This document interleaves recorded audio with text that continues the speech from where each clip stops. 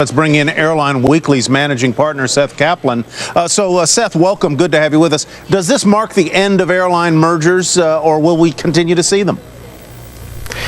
Tyler, this merger was supposed to mark the end of airline mergers, really, at least as far as large mergers go, just because there really wasn't anything left that anybody could imagine the government ever approving.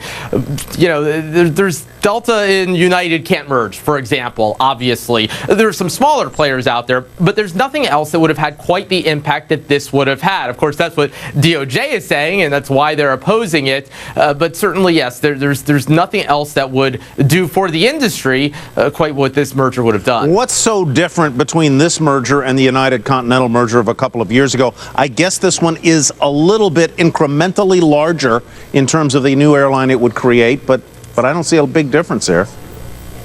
Yeah, and that's really what's interesting here is that if you read the complaint, they make some distinctions. They have some concerns about U.S. Airways' management approach toward competition. They, of course, would be running the merged airline. But mostly, DOJ seems to be saying that, look, this is simply the third man on the pile, and they're not going to get the football. That because you're not going to have this one sort of independent U.S. Airways out there competing anymore and offering lower fares in some connecting markets, competing against nonstop fares, that this would somehow have greater harm than those other mergers, because it's really not all that different. All right, so take me quickly through the price impact of this. Are airfares now going to be lower than they otherwise would have been if the merger had gone through? And if the merger does go through, do you believe that airline prices will go higher?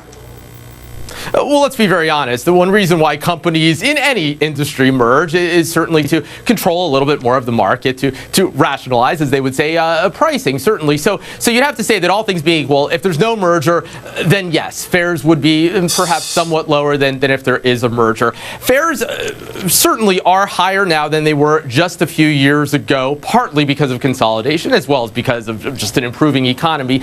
But in historical terms, it's really hard to say that air travel is a bad deal. You adjust for inflation, and we're still paying a whole lot less to fly than we were a few decades ago. Another interesting thing here, by the way, is that you have the Obama administration taking the side of consumers, but in a sense opposing another important constituency, and that's labor.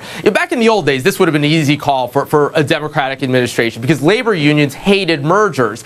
But the past few mergers have been so positive for labor, Delta Northwest especially, very few people lost their jobs. Everybody got big raises. That here you have the unions actually out in front supporting this. You had Americans' unions supporting this merger before management did. And so that's an interesting line to walk, and interesting to see the position that the administration is taking. Seth, thank you very much. We appreciate you being with us. Seth Kaplan of Airline Weekly.